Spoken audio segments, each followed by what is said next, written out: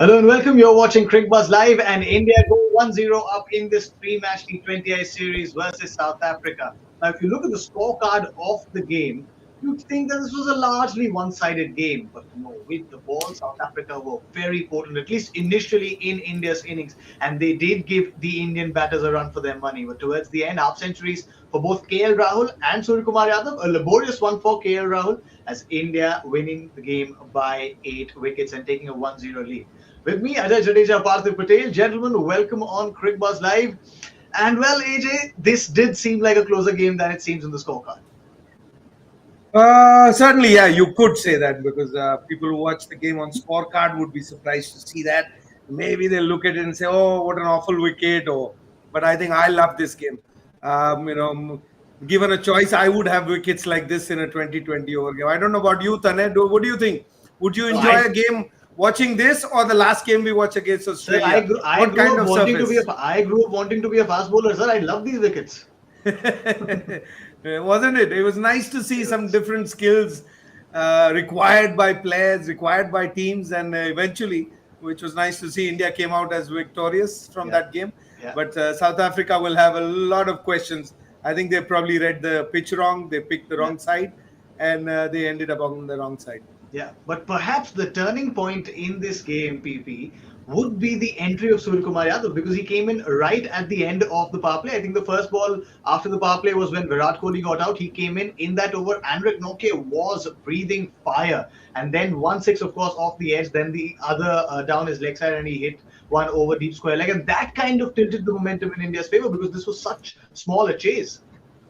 I thought the way Surya Kumar came in, he wanted to come out positive because they knew the wicket was helping fast bowlers really well. You have to make sure that you come out, attack the bowlers, you force them to bowl into different kind of lines, different kind of lengths, and the kind of form Surya Kumar Yadav is in, he can afford to take those chances. And Yeah. once you know that you've got so many runs behind your back, you try and be attacking. And Surya Kumar Yadav has not changed his game. He's played just the way he has been batting on wickets that suited batting Yeah. skills as well. And here, if you look at Surya Kumar's strike at 150 on this pitch, was as probably in an outstanding knock. But he did take his chances, and initially it did came through. And on wicket like this, you have to be lucky to survive those Yeah. good balls because there were so many balls which were bowled in right areas. I thought South Africa lost a trick a bit by not applying that much of pressure, taking away few loose balls, which allowed Surya Kumar Yadav to get settled as well. Yeah, and AJ, the one thing that stood out in that innings from Suryakumar Yadav, at least for me, was the fact that, as PP mentioned, he wasn't shy of taking risks. Of course, there were shots filled with risk, and on a track like this, where the ball is doing so much, sometimes that can act to your peril. But it didn't for Suryakumar Yadav. Sometimes you're in that kind of form. But the best part was his character. He just never sort of cowed away from a fight. Yeah, you could look at it that, or you could say, he's not changing his style of play, no matter what the condition, what the situation. He'll carry on doing it, and that's been very good with him. I mean, you can look at it, from two sides. You can look at it and say, look, he's not playing situations, or you can look at it and say he's doing what the captain wants him to do, which is play aggressive cricket, Mhm. because there are two different styles of play. When it comes off, it looks great, and I mean that first six that actually was a top edge could Yeah. have gone anywhere. Had that gone up in the air, maybe we would have said, "Oh, I should have waited a little longer." We just lost 2 wickets. Nokia had just balled one ball in that game, just picked up Virat Kohli a bit too early. So this is what you get with Surya Kumar Yadav, and we've seen this over the last year and a half, ever since he's come onto the scene playing for India. The good part is that he gets success most often than Yeah. not. So, which is what, if you're a fan of, people's strike rates, then Surya Kumar is your man because he'll never disappoint you with your strike rates ever. Although Yeah. my man 150 guarantee today is a bit slow, but I'm happy that he was a bit slow because Yeah. that's the right way to play. Yeah. But people who enjoy that would, want Surya Kumar Yadav to carry on that way. And he's blessed to have a team that allows him to do that because the others are playing the other role. Yeah. But he's just in some other form, man. Yeah. I mean, it's just crazy the way he hits the ball, the way he picks the ball. I think, when every time he gets it in his arc, it's out of the park. Yeah, it is. It is absolutely. And today as well, he was never afraid of taking that risk. And as AJ and PP both mentioned, sometimes when the form is by your side, you can be that audacious. And well, form has been doing very well for him this year. He's the highest run scorer in T20Is in a calendar year for India ever. That's also, I mean, it's a different matter that India have played perhaps more T20Is than any other team in this year, and perhaps any other year when you compare it to their own record. But the other guy at the other end who also scored a half century PP was KL Rahul. Now, he didn't find batting easy because, one, it wasn't easy out there, and he in particular seemed to be really struggling out there. But the good thing and the one big piece of confidence that he'll take out of this innings will be the fact that he stood there, he was not out by the end of the chase. I think sometimes when you play an inning like this, gives you more confidence than scoring those 30 balls or 20 ball 50s. Because here, you weathered the storm really well. You showed a lot of skill. I know, and you need a bit of luck by your side here as well. I thought KL Rahul was brilliant with his defense. He wasn't trying to hit. Try and take singles or to third man, maybe not trying to be very funky about his batting. And sometimes you on wickets like these you need a batsman like him. And I'm sure with this inning KL Rahul will gain lot of confidence, because it wasn't easy out there. He was facing proper fast bowling, but he did stood his ground, and I thought the way he batted was brilliant. Yeah, yeah, correct. And when you had a score of 107, AJ, on the board to gun down, I think the one thing that was in everyone's mind was that one of the top three, if they bat through, India will go through. And now with KL Rahul, we haven't seen much of this. We haven't seen much of him batting through the innings. As PP mentioned, that would be a big confidence booster for him. Yeah, he batted brilliantly. I mean, confidence booster for sure. Last few games, you can see him coming back. I think the last time he, used up an opportunity or a game was that 39 ball 13 Asia Cup. And ever since then, once he's got into his groove, he's just been playing what is required from him. Today, I thought it was very important. I mean, we enjoyed, Suryakumar Yadav at the other end. But the reason why he came in at over number 6 is because KL Rahul weathered those 36 balls before he walked out. Yeah. And on a pitch like this, in a game like this, you need to do that. So, I think he's back. He's been playing as well as we've seen him play. Even today, he beats Suryakumar Yadav in number of sixes in that innings, if you look at it, in spite of, having that score rate. So he's a hit, couple of hits to this out of the ground with seamers. It's just that it all didn't come together. With Surya, it was right at the start, so it stays in your mind. But I thought he hit a couple of very good shots. One over mid-wicket when Nokia was bowling. Then Nokia gave him a full toss, which he used full use of it. And finished it off at the end. So even for the guys who look at numbers, I think they'll all be happy with it. Yeah, and that's the thing with form, I think it's a good contrast to see. With Suryakumar Yadav, everything that he's trying is sticking. With KL Rahul, he's had to be that laborious, he's had to work that hard for those runs. And as we keep listening from AJ, PP and everyone, that it is the form that really matters, because when you're in form, you can actually maximize and be audacious, as was Suryakumar Yadav. But PP, if you look at that bowling card, and the one thing that we were also discussing at Cricbuzz Combox at the end of 10 overs was South Africa would be ruining the fact that they didn't pick an extra pacer here, because the pace was really working for them. Yeah, absolutely. I think the pace was the key, and what we discussed in Combox was those 6 overs from Tabrez Samze in case of Maharaj would be where most India would be trying to cash in from those overs. And if you look at the economy of Tabrez Samze, it's over 10, and Keshav Maharaj gave 7 runs per over. So I thought that was the probably turning point of this game, where South Africa didn't have another seamer or someone who can actually come in and bowl on those areas. Maybe try and just hit the land and let the pitch do the rest of the things, but which South Africa didn't have. And probably they'll go and say, maybe they could have played Pretorius or someone else who could actually come in and bowl those couple of overs and maybe bat at number 7. But it'll be a completely different thing in next game. But here, I thought the key was definitely South Africa would be thinking that they were probably one bowler short. But having said that, I thought they were probably, even with this pace attack, these 3 fast bowlers they had, they were hot and cold. There were too many good balls also, and there were too many bad balls also. So I think that allowed India to score those 107 runs so easily in 16th over.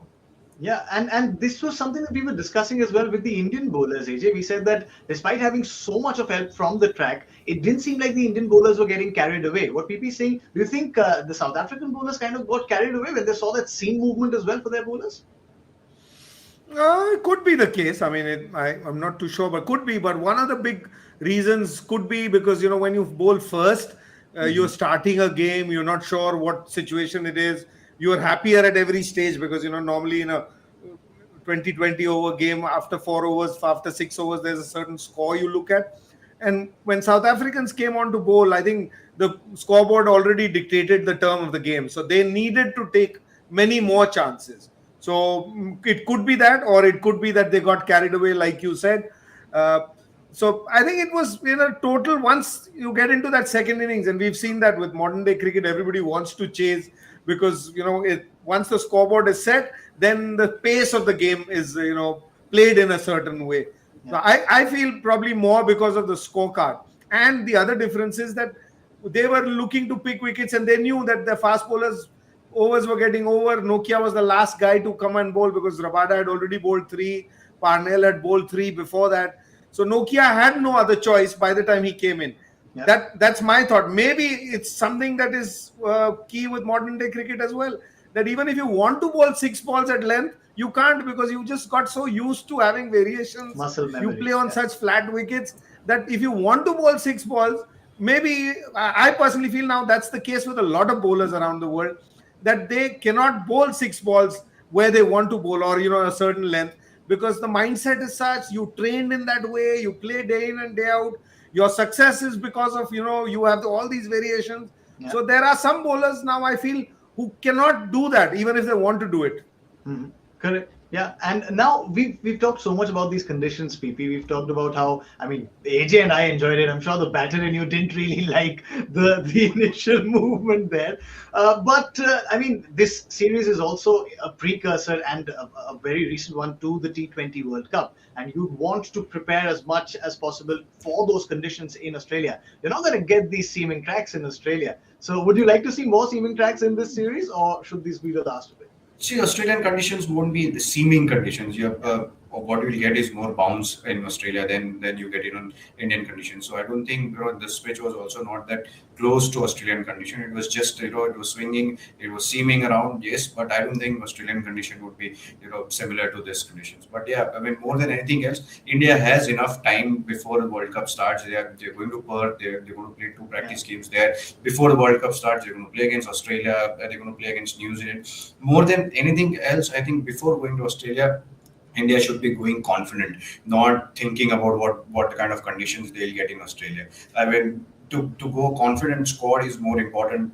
India wants KL Rahul to score more runs. India wants Virat Kohli to score more runs, or Rohit Sharma to score more runs, and Suryakumar. India wants to continue Suryakumar Yadav's form and all of that. So I think preparations point of view, India has enough time. So I mean, I don't think they have to worry about preparing seaming wickets or bouncy wicket here in India. All right. Okay. And we are TT. We are heading to Guwahati. Yeah. Mostly the games don't happen there. There's they rain, don't. there's something or the other, and I don't know what modern day wicket. Olden days, Guwahati wicket was one of those that you needed 4 spinners in the side at one time. It would just so don't worry. It'll have nowhere close to bounce that we've seen. Yeah. All right, then. We've got a hashtag Ask Cricbuzz Live question as well. Let's have a look at what the question is from one of our users. Hariharan Sukumaran asks, India will have played 7 T20Is in a span of 5 months against South Africa. That is a direct competitor for a spot in the World Cup semis, of course, because they're in the same Super 12s group. Will this help India's chances against them in the Super 12 encounter, AJ? Because you've now become so familiar with this opposition, there won't be many surprises that they can spring.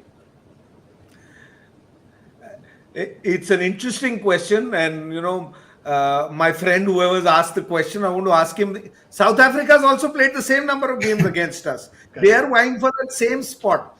So if it helps India, then it should help South Africa as well. Yeah. Yes. At time, in fact, after today's game, I think South Africa probably holds that advantage of that answer that he wants.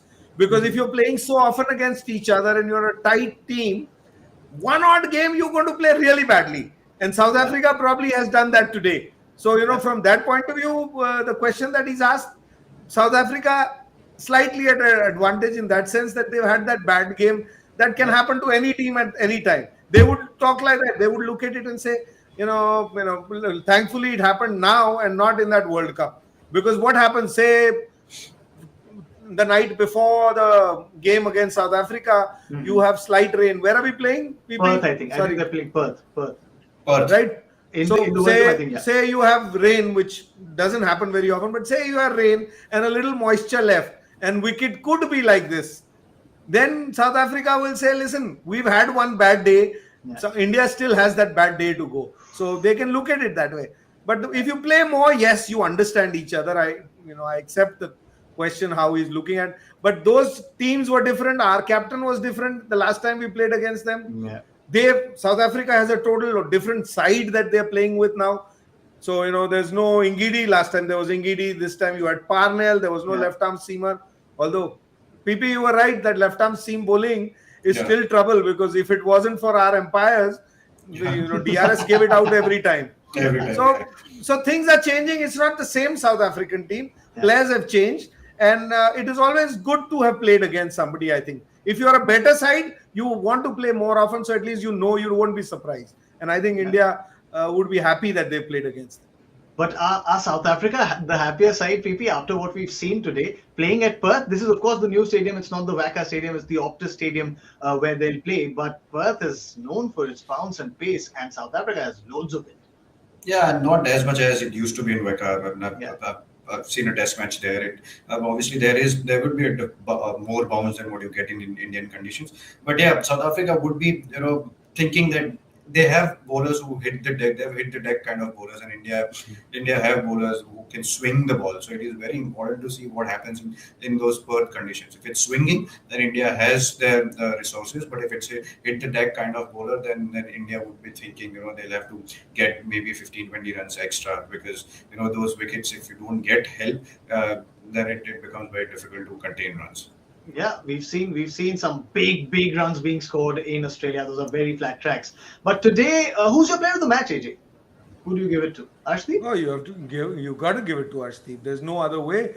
The game was set up by him. The game was won by him. Not just with his bowling. He aided with that fourth catch as well, where Deepak Chahar got a wicket of a rank long hop, which should have been hit anywhere, but he picked up that catch. So by the time he caught those and finished his first spell, India was in the driver's seat. So for me, there's no doubt.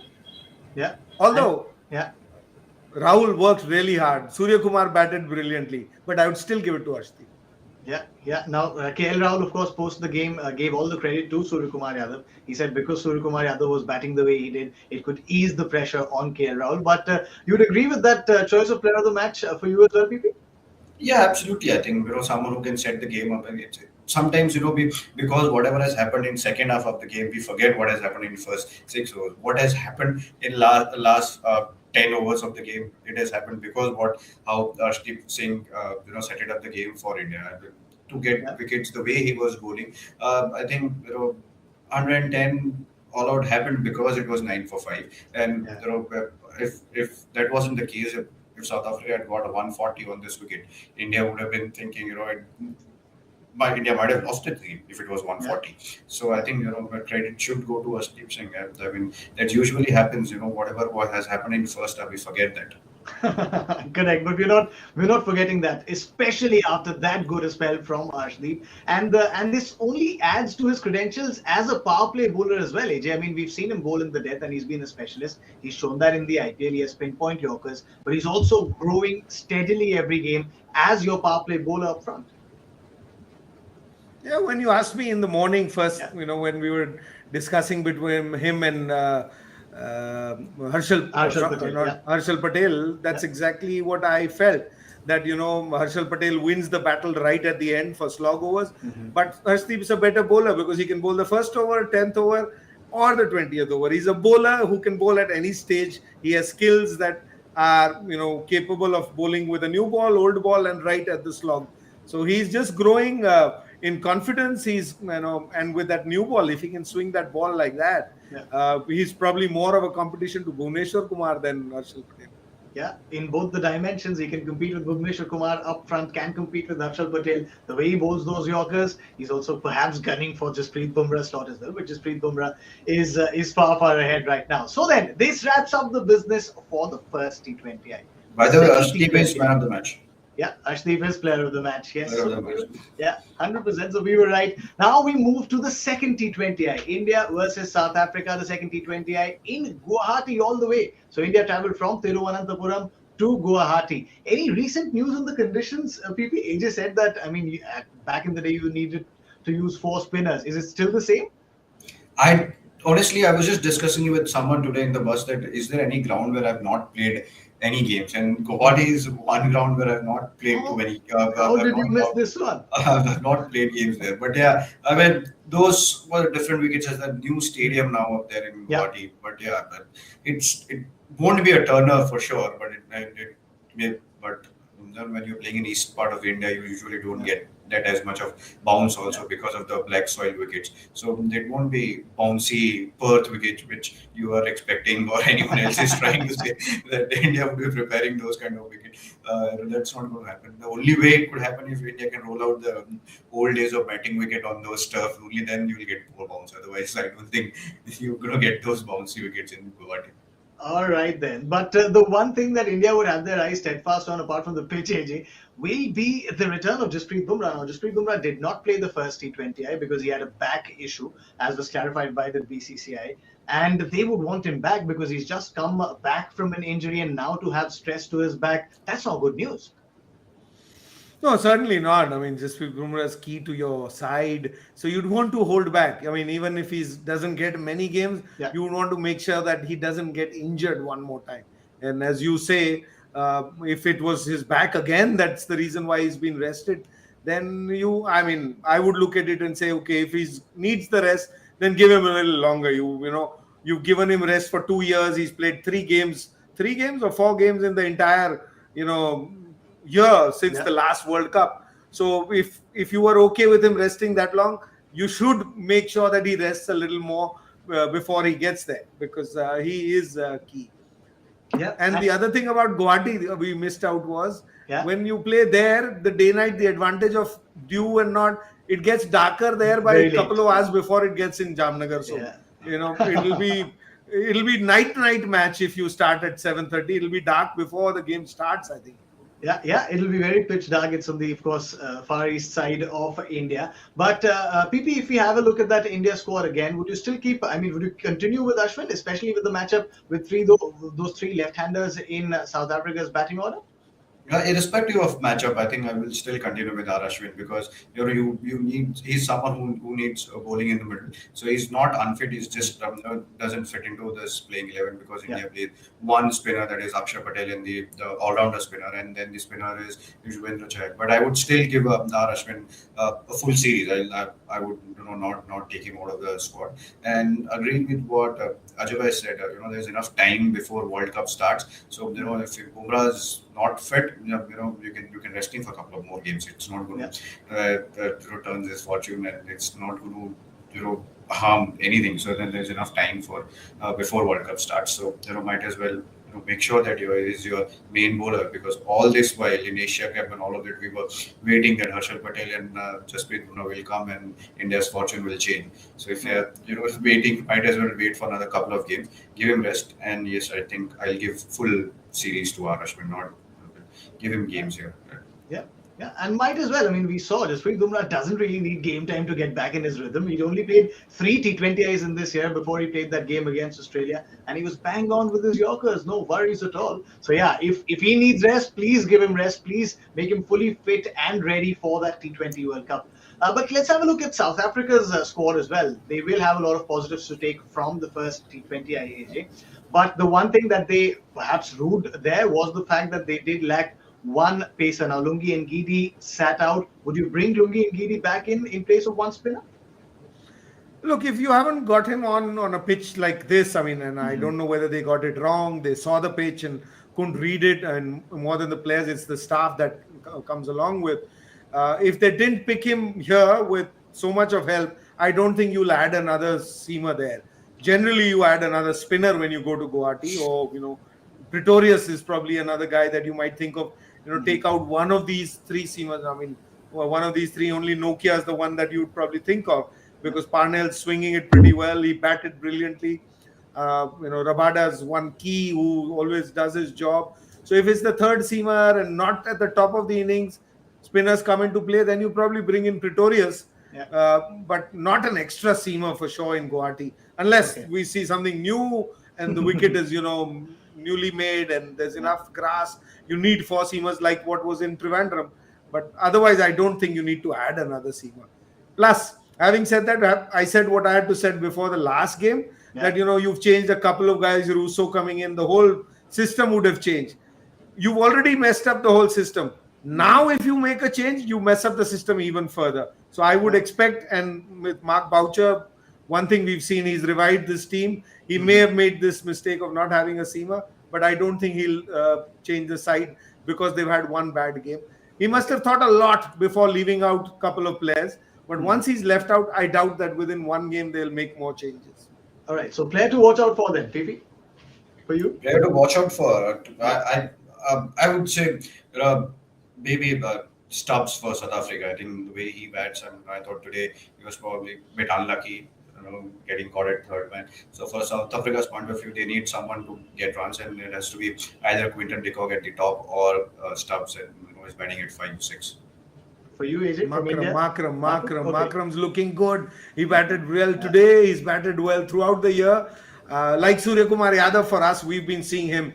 But if you look at the IPL also, and then, rest of the year, I think Makram's looked the best. He's looked the most improved player. So I would be looking out for Makram. All right, then. This series, of course, will be sealed if India win this second T20I. South Africa would want to draw level here and then move to the third T20I in Indore. Let's have a look at today's joy factor question, though. It was surprising that PPPDA couldn't crack it. Let's have a look. Oh, PP, did you? No, but you didn't send the answer on our WhatsApp group. I didn't say it was Ali Brown. Oh, God. Who was the first person to score 2 double centuries in List A and ODI cricket? And the answer is Alistair Brown. England. PPPDA has cracked the question. He got that 100. Yeah, I said Ali Brown. Yeah. From Surrey. Yeah. He got that 250, 270 something on that.